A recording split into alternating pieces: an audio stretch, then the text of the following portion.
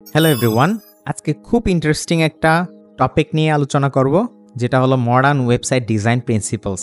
একজন website designer, UX UI designer কি rules, best practices follow করে একটা এক্সেপশনাল ইউজার এক্সপেরিয়েন্সকে মাথায় রেখে ইউআইটা তৈরি করে।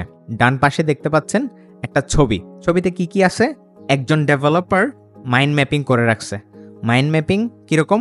মাইন্ড ম্যাপিং হচ্ছে একটা ওয়েবসাইট বা অ্যাপসে কোন পেজগুলো থাকবে, যেমন home page, about us page, তারপর কি ফাংশনালিটি থাকবে, সার্চ ফাংশনালিটি, নোটিফিকেশন, সব কিছু সে এখানে ড্রাফট করে রাখছে, মাইন্ড ম্যাপিং করে রাখছে। কি আইকন সে ইউজ করবে, ইভেন ওইগুলো সহ সে মাইন্ড ম্যাপিং করে রাখছে। দেন আমরা দেখতে পাচ্ছি একটা অ্যাপসের, মোবাইল অ্যাপ্লিকেশনের একটা ইউআই সে এখানে ড্রাফট করে সে কি কম্পোনেন্ট, কি এলিমেন্ট সে ইউজ করবে, কোথায় ইউজ করবে, সবগুলা, যেমন হোম পেজ, সার্চ ফাংশনালিটি, যা আছে, প্রোফাইল, যা আছে সব কিছু সে একটা ম্যাপিং করে রাখছে। এটাকে বলা হয় ওয়্যার ফ্রেমিং। আর এই ওয়্যার ফ্রেমিং সে প্রথমে খাতায় করার পর একটা ডিজিটালি বলতে যে ফিগমা আছে, অ্যাডোবি এক্সডি আছে, এই ধরনের সফটওয়্যারগুলোতে, বা যে সফটওয়্যারগুলো ওয়্যার ফ্রেমিং করার জন্য ফাংশনালিটি প্রোভাইড করে, ওই সফটওয়্যারে সে কি করছে, একটা ডিজিটালি সে ক্রিয়েট করছে ডিজাইন ইনগ্রেডিয়েন্টস। আমাদের একটা ওয়েবসাইট ডিজাইন যখন ক্রিয়েট করব, আমাদের অনেকগুলো এলিমেন্টসের প্রয়োজন হবে। এলিমেন্টসের মধ্যে মোস্ট ইম্পর্টেন্ট এলিমেন্টসগুলা, যেগুলো আমাদের আগে থেকে রিসার্চ করে রাখতে হবে, এটা হচ্ছে ওয়েবসাইটের টাইপ কিরকম, এটার উপর রিসার্চ করে টাইপোগ্রাফি 1 নাম্বার। 2 নাম্বার হচ্ছে কালার ব্র্যান্ডিং এর জন্য কালার প্যালেট চুজ করা আর কন্ট্রাস্ট চুজ করা। 3 নাম্বার হচ্ছে ইমেজেস, ইলাস্ট্রেশন আর গ্রাফিক্স। আমাদের ইন্টারনেট থেকে গিয়ে ইমেজেস কালেক্ট করতে হবে, ইলাস্ট্রেশন কালেক্ট করতে হবে, গ্রাফিক্স কালেক্ট করতে হবে। 4 নাম্বার হলো আইকনস অ্যান্ড সিম্বলিজম। 5 নাম্বার হলো শেডোস অ্যান্ড ডেপথ। 6 নাম্বার হলো এই যে আমরা বর্ডার রেডিয়াস যেটা সিএসএস এ ইউজ করি, কিভাবে আপনি ডিজাইন করবেন। 7 নাম্বার হলো white space and spacing. 8 number হলো ভিজুয়াল হায়ারার্কি অ্যান্ড ফ্লোস। ওয়েবসাইটে যে আপনি ডিজাইন করছেন এটা কনসিস্টেন্ট আছে কিনা, ব্র্যান্ডিং এর সাথে যাচ্ছে কিনা, দেখতে সুন্দর লাগতেছে কিনা। 9 নাম্বার ইউজার এক্সপিরিয়েন্স বলতে যেমন আপনার ওয়েবসাইটে আপনি যখন কেউ ভিজিট করলো, সাথে সাথে ওয়েবসাইটটা ওপেন হচ্ছে কিনা, নাকি সময় নিচ্ছে, কম্পোনেন্ট আছে ওগুলা ঠিকঠাক ভাবে দেখতে পাচ্তেছে কিনা, এই ইউজার এক্সপিরিয়েন্স ডিজাইনটা নিয়ে। এরপর 10 নাম্বারটা হচ্ছে কম্পোনেন্টস। যতগুলো এলিমেন্টস আমরা নিছি, এলিমেন্টস নিয়ে আমরা একটা কম্পোনেন্ট গঠন করব। যেমন হচ্ছে আমরা একটা বাটন নিছি, একটা হেডিং নিছি, একটা প্যারাগ্রাফ নিছি, এগুলা নিয়েই কিন্তু একটা কম্পোনেন্ট, একটা যেমন হচ্ছে একটা কার্ড, একটা কম্পোনেন্ট, ঠিক আছে। এই ধরনের কম্পোনেন্ট নিয়ে আমরা কি করব, লেআউট তৈরি করব। লেআউটটা কি রেসপন্সিভ আছে কিনা, যেমন বিভিন্ন ডিভাইসে আপনার প্রপারলি শো করতেছে কিনা, এইসব বিষয়গুলো সম্পর্কে আমরা ধাপে ধাপে বিস্তারিত জানবো। And font styling most important. Typography and font styling এর মধ্যে যখন আমরা টাইপোগ্রাফি সিলেক্ট করব, এখানে 2 টাইপসের টাইপোগ্রাফি আছে, একটা হচ্ছে স্যান্স সেরিফ, একটা হচ্ছে সেরিফ। স্যান্স সেরিফটা কিরকম? এটা দেখতে একদম নর্মাল, মডার্ন, সিম্পল। সেরিফটাও মডার্ন, কিন্তু এখানে ল্যাচ আছে, তারপর হচ্ছে একটু দেখতে আঁকা বাঁকা, এটা হচ্ছে সেরিফ। ওকে, আমরা যখন ফন্ট স্টাইলিং, যখন সিএসএস ইউজ করব, বা আমরা যখন ডিজাইনের কনসিস্টেন্সির জন্য আমরা সবসময় চেষ্টা করব যে এখানে প্রপার একটা সাইজ আছে, সাইজটা ইউজ করার জন্য। যেমন যদি আমরা প্যারাগ্রাফ ট্যাগ ইউজ করি, তখন 10 pixel, 14 pixel, 16 pixel, 18 pixel, 24 pixel, এভাবে আমরা দেওয়ার চেষ্টা করব। এবং হেডিং এ যখন দিব, তখন 84 pixel, 72 pixel, 16 pixel, 48 pixel, 36 pixel, এভাবে দেওয়ার চেষ্টা করব। H1, H2, H3 এভাবে ডিফাইন করে আর কি। এটা হচ্ছে প্রপার সাইজ আর প্রপার উইডথ দেওয়ার চেষ্টা করব আর কি। এরপর আমরা ডিজাইনে এখানে দেখেন লাইন হাইট, উপরে নিচে লাইন হাইটটা 1.4 থেকে 1.6 এর ভিতর রাখার চেষ্টা করব। আর লাইন স্পেসিংটাও সেম, লাইন হাইট আর লাইন স্পেসিং মোস্ট ইম্পর্টেন্ট। এখানে দেখেন আপনি যখন লাইন স্পেসিং ঠিক নাই, তখন দেখতে ডিজাইনটা অনেক বোরিং লাগতেছে, দেখতে একদম একটার সাথে একটা লেগে আছে, জিনিসটা দেখতে সুন্দর লাগতেছে না। আর এটা প্রপার লাইন স্পেসিংটা আছে। আর এটা মূলত কমফোর্টেবল, আর এটা কমফোর্টেবল নেরো, আর এটা হচ্ছে আনকমফোর্টেবল বেশি হোয়াইট, ঠিক আছে। আর এটা হচ্ছে আপনার যখন এই সাবটাইটেল ইউজ করেন, একটা টাইটেল ইউজ করছেন, একটা টাইটেলের নিচে সাবটাইটেল ইউজ করছেন, তখন এই কনসিস্টেন্সি ধরে রাখার জন্য এই ধরনের টেক্সটটা ইউজ করা হয়। আর আপনারা যখন মডার্ন যে ওয়েবসাইটগুলো ডিজাইন করবেন, তখন আপনারা পেয়ার করে স্যান্স সেরিফ আর সেরিফ ফন্ট ইউজ করে, যেমন হচ্ছে এখানে আছে দ্য প্র্যাকটিস। এটা হচ্ছে প্রথমেটা হচ্ছে স্যান্স সেরিফ, দেন সেরিফ ফন্ট। এগুলা ইউজ করার ফলে হেডিং টেক্সটটা অনেক মডার্ন লাগতেছে, ঠিক আছে। আর আপনারা সবসময় চেষ্টা করবেন যে গুগল ফন্ট, যেগুলো অথেন্টিক ফন্ট, এগুলা ইউজ করার জন্য, যাতে করে যে কোনো ডিভাইস, যে কোনো ধরনের আপনার ডিভাইসে এই ফন্টগুলো সাপোর্ট করে। আচ্ছা দেখেন, কালারের একটা থিওরি আছে, এটা হচ্ছে 60-30-10 রুল। আমি এই ওয়েবসাইটে কি দেখতে পাচ্ছি, আপনি কি দেখতে পাচ্ছেন? দেখতে পাচ্ছেন যে 60% হোয়াইট যে কালারটা আছে ওইটাকে সে অ্যাড করলো, তারপর হয়েছে 30% সে ডার্ক গ্রিন ইউজ করলো, এরপর 10% সে অরেঞ্জ কালারটা ইউজ করলো। আপনি যদি এই 60-30-10 রুল যে কোনো কালার ব্র্যান্ডিং এর জন্য চুজ করেন, যেমন হচ্ছে 60% থাকবে হচ্ছে প্রাইমারি যে কালারটা আছে, 30% থাকবে হচ্ছে সেকেন্ডারি কালারের জন্য, 10% হচ্ছে অ্যাকসেন্ট কালারের জন্য। এভাবে যদি আপনি প্ল্যানিং করে ওয়েবসাইটটা ডিজাইন করেন, দেখা যাবে আপনার কালারের যে সমস্যা, কালার প্যালেটের যে সমস্যা, কন্ট্রাস্টের যে সমস্যা, ওগুলা আপনার রিজলভ হয়ে যাবে। এরপর আপনি চেষ্টা করবেন হচ্ছে 3টা ম্যাক্সিমাম 3টা থেকে জাস্ট 4টা-5টা পর্যন্ত আপনি কালার নেবেন, এর বাইরে কালার প্যালেট নেবেন, মানে কালার ইউজ করবেন ওয়েবসাইটে। অনেকগুলা কালার একদম ইউজ করে একদম ওভারলোড করে ফেলছেন, এই জিনিসটা অ্যাভয়েড করবেন আর কি। এরপর আসে হচ্ছে অ্যাসেসিবিলিটি। অ্যাসেসিবিলিটি বলতে ওয়েবসাইটের যে অ্যাসেসিবিলিটি, WCAG মানে হচ্ছে ওয়েব কন্টেন্ট অ্যাসেসিবিলিটি গাইডলাইন। আপনারা কি করবেন, গুগলে যাবেন, গুগলে গিয়ে WCAG স্ট্যান্ডার্ডস এটা লিখে সার্চ করবেন। সার্চ করে আপনারা এখানে কিছু গাইডলাইন আছে, যেমন আমাদের সমাজে বা আমরা দেখতে পাই যখন অনেক মানুষ আছে ডিসেবিলিটিসের কারণে, যেমন হচ্ছে কালার ব্লাইন্ড, ওয়েবসাইটে সে ব্রাউজ করতে পারতেছে না, সে কিবোর্ড দিয়ে সে কি করতেছে, ওয়েবসাইটটা ব্রাউজ করতেছে, রাইট? কিবোর্ডের যে আপনার ফাংশনালিটি ওগুলো আপনার ওয়েবসাইটে আছে কিনা, অল্টারনেটিভ ট্যাক্স আছে কিনা, এই সবগুলা জিনিস কিন্তু নির্ভর করতেছে, বুঝা গেছে? তো আপনারা কি করবেন, WCAG স্ট্যান্ডার্ডটা ফলো করেই আপনারা কালার ব্র্যান্ডিং, কন্ট্রাস্ট এগুলো ইউজ করার চেষ্টা করবেন। আর ওয়েবসাইটে আপনারা যেমন হচ্ছে colors.com আছে, আমি যদি আপনাকে ওয়েবসাইটে গিয়ে দেখাই, আপনি প্রথমে google.com-এ যাবেন, google.com-এ গিয়ে কালার কন্ট্রাস্ট চেকার এভাবে সার্চ করলে অনেকগুলো ওয়েবসাইট আসবে। অনেকগুলো ওয়েবসাইটের মধ্যে আপনি কি করবেন, কালার কন্ট্রাস্ট চেকার ওয়েবসাইটটা, যেমন হচ্ছে এখানে কালার কন্ট্রাস্টের জন্য একদম ব্ল্যাক দেই, তারপর এখানে যদি ব্ল্যাক দেই, দেখেন এটা বলতেছে পুয়ার, কারণ হচ্ছে আমি দেখতে পাচ্ছি না, রাইট? সো আমি যদি এখানে জাস্ট হোয়াইট করে দিই ব্যাকগ্রাউন্ডটা, আর এটা যদি ট্যাক্সের কালার যদি আমি যদি ব্ল্যাক করে দিই, যে সুপার। সো আপনি কি করতে পারেন, এই কালার কন্ট্রাস্ট চেকারে এসে আপনি কালার কন্ট্রাস্টটা দেখতে পারেন।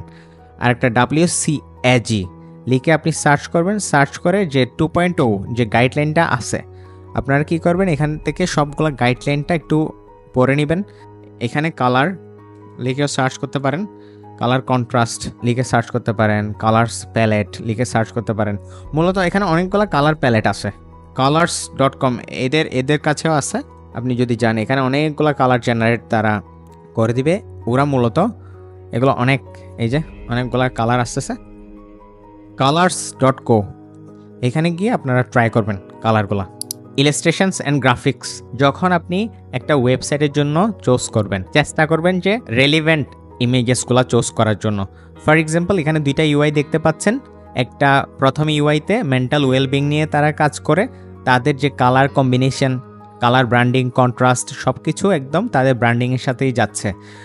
এই যে ছবি তারা যেটা চুজ করছে বা ক্যাপচার করছে, প্লাস এটার সাথে এই ছবিটার সাথে সেম যে ডিজাইনের কনসিস্টেন্সিটা রয়েছে। দেন আরেকটা এখানে হচ্ছে তারা মূলত এসবিজি আকারে যে ইলাস্ট্রেশনটা নিছে, যাতে করে ইমেজটা আপনি যদি এসবিজি আকারে চুজ করেন, ইমেজটা হচ্ছে ফাটবে না, স্কেলেবল হবে, ঠিক আছে? আর যখন আপনি ওয়েবসাইটে ইমেজ নিয়ে কাজ করবেন, আপনি কি করবেন, টাইনি পিএনজি এই টাইপসের যে টুলগুলো আছে, ওই টুলগুলোতে আপনি কি করবেন, আপনার ইমেজেসগুলো কম্প্রেস করে ফেলবেন।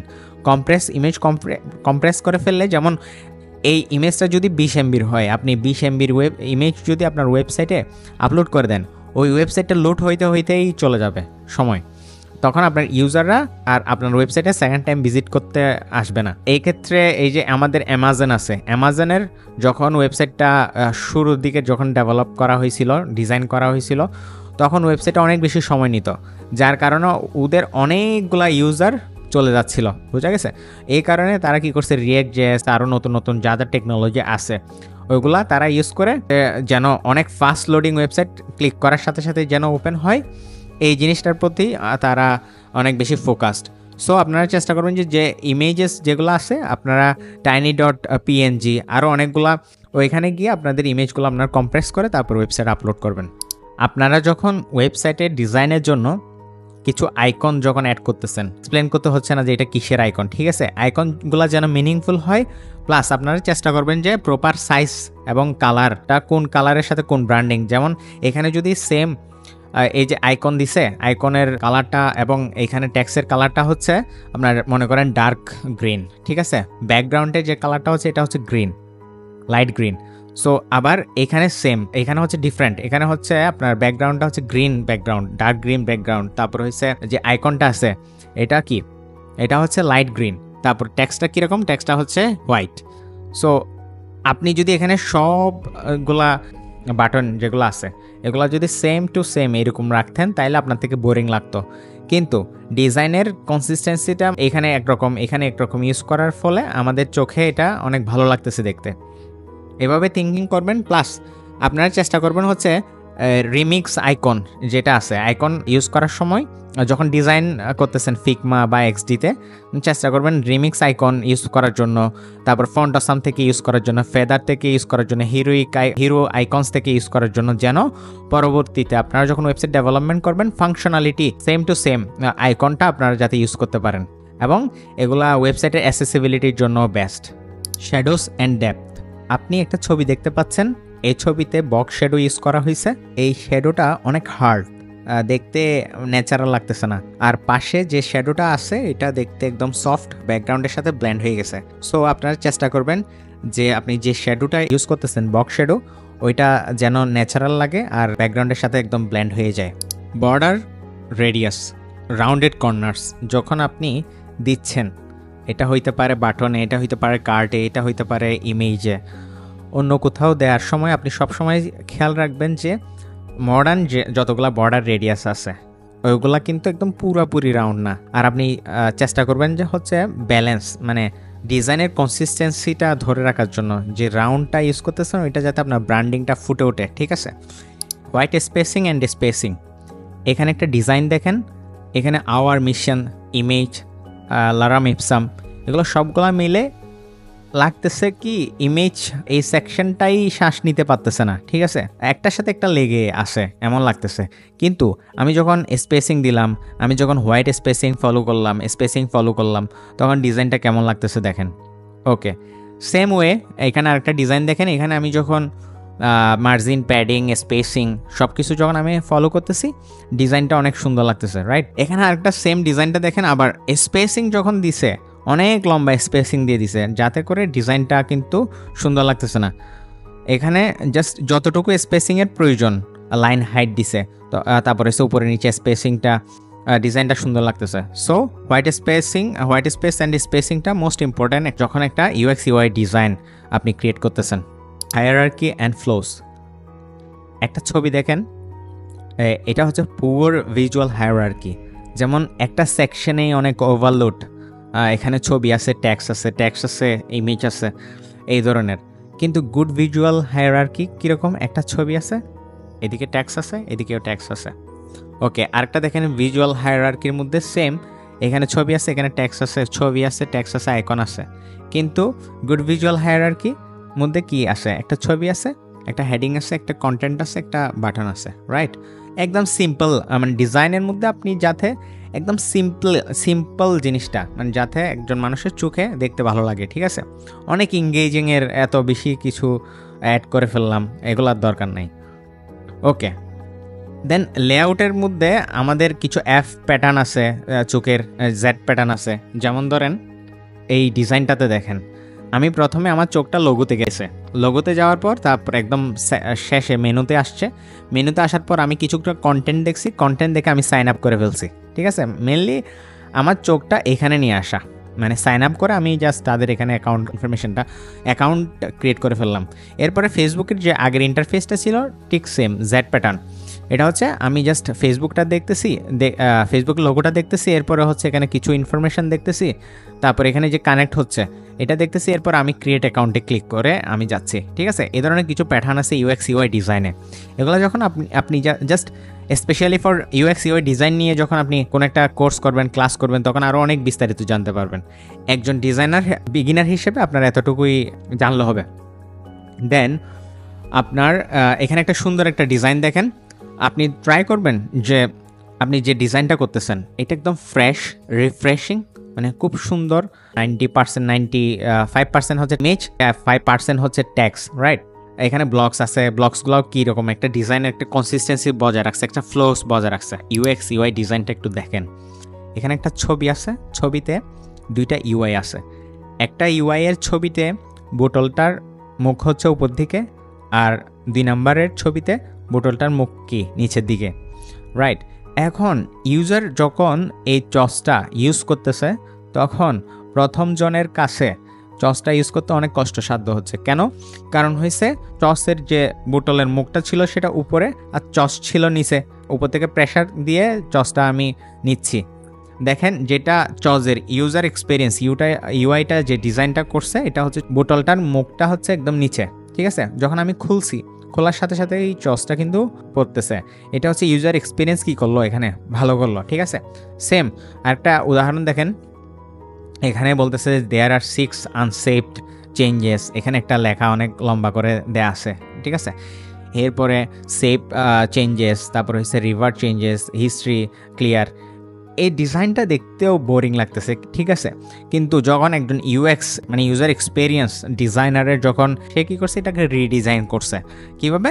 সেভ চেঞ্জেস দিছে, তারপর হচ্ছে বাটনটাকে সে একটা কালার দিছে, তারপর এখানে 6 দিছে। তাইলে এটা আমরা শর্টকাটেই বুঝতেছি যে এখানে 6টা চেঞ্জেস হয়েছে, রাইট? এরপর এখানে ক্লিয়ার, তারপর হচ্ছে রিভার্ট, হিস্ট্রি, এই 3টা দিয়েই আমি আইকন আকারে জাস্ট এত কিছু লিখতে হচ্ছে না, ঠিক আছে? জিনিসটা অনেক ছোট, অনেক সুন্দর হয়ে গেল। পাশে আরেকটা ডিজাইন আছে, এটা হচ্ছে ইউএক্স বিফোর যে ডিজাইনটা ছিল এটা হচ্ছে অনেক কিছু আছে, যেমন নাম আছে, তারপরে হচ্ছে প্রাইস আছে, রেটিং আছে, ডিটেলস আছে, একটা কার্ড অনেক বড়। কিন্তু আফটার ইউএক্স ডিজাইনার যখন ইম্পোর্টটা দিল তখন কি হয়ে গেল, এটার নামটা এখানে চলে আসছে, তারপরে হচ্ছে প্রাইসটা এখানে চলে আসছে, তারপর রেটিংটা এখানে চলে আসছে, তারপর এখানে ডিটেলসটা চলে আসছে, আর মোরে ক্লিক করলে আরও আসতেছে, রাইট? অ্যাডে যখন ক্লিক করতেছে এখানে যাচ্ছে কাস্টমাইজেশনটা, ডিসেবিলিটিস পার্সনরা আছে, যেমন কালার ব্লাইন্ড যারা আছে, তারপর হচ্ছে যারা ওয়েবসাইটকে কিবোর্ড দ্বারা ইউজ করতে চায়, ঠিক আছে? ওই সবগুলা জিনিস আপনার থেকে মাথায় রেখে, এবং জিনিসগুলো হইতে হবে লজিক্যাল। যেমন হচ্ছে সসের বোতলটা কিন্তু এখানে ধরনের করে ক্রিয়েট করাটা হচ্ছে লজিক্যাল, রাইট?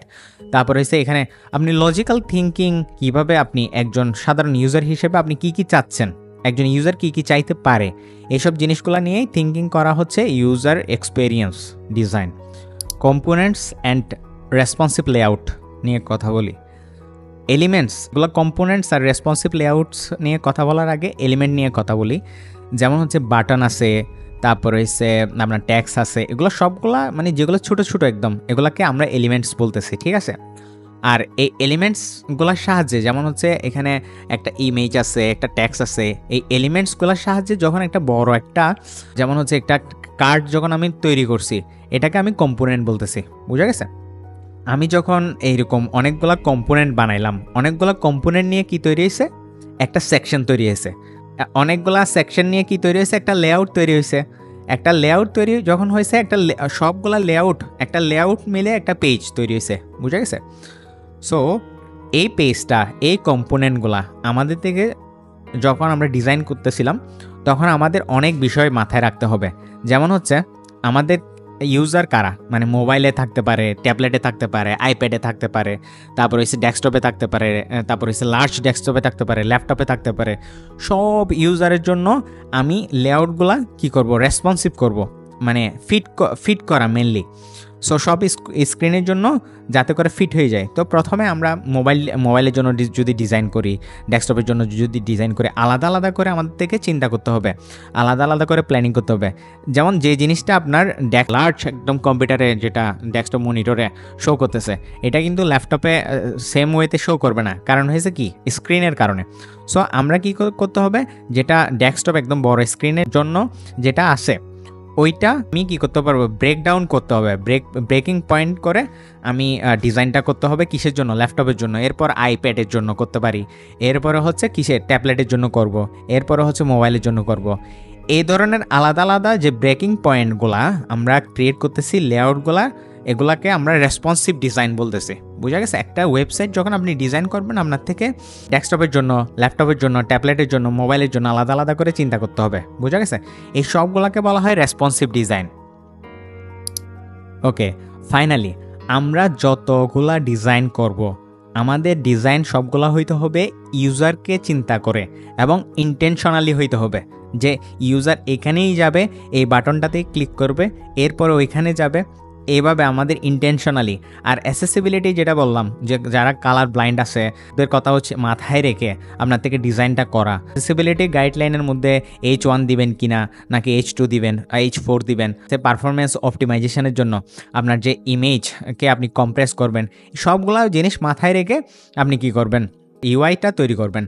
এরপর আপনার যে ব্র্যান্ডিংয়ের যে কনসিস্টেন্সি আছে, আপনি চেষ্টা করবেন যে আপনার ব্র্যান্ডিংয়ের যা যা আছে সব কিছু আপনার ব্র্যান্ডিংয়ের সাথে যায়। কালার, যেমন কালার প্যালেট, শ্যাডো দিচ্ছেন, আপনি যে রাউন্ড ইউজ করতেছেন, সব কিছু যাতে ট্যাক্স, ইভেন কি ট্যাক্স সহ, টাইপোগ্রাফি সহ আপনার যাতে ব্র্যান্ডের কনসিস্টেন্সির সাথে যায়। ওই আবারও বলতেছি, আপনার সবগুলো এলিমেন্টস যা যা ডিজাইন করবেন সবগুলো একটা পারপাস থাকতে হবে, একটা ইন্টেনশনে আপনি ডিজাইনটা করছেন এই ধরনের থাকতে হবে, একটা পারপাস থাকতে হবে প্রত্যেকটা এলিমেন্টস, প্রত্যেকটা সেকশন। আপনারা এখন থেকে আরও বেশি করে প্র্যাকটিস করবেন, আরও বেশি অনেক ডিজাইন দেখবেন। যেমন অ্যাওয়ার্ডস ওয়েবসাইট আছে, কটলি ওয়েবসাইট আছে, ওই ওয়েবসাইটগুলোতে ভিজিট করে ওদের ইউজার এক্সপিরিয়েন্সগুলো কীভাবে ওরা ডিজাইন করতেছে এগুলো নিয়ে ইউটিউবে দেখবেন, যে UX UI নিয়ে কীভাবে তারা ডিজাইনগুলো করে ফেলতেছে, কীভাবে ডিজাইন প্ল্যানিং করতেছে, এসব বিষয়গুলো দেখবেন। ওকে।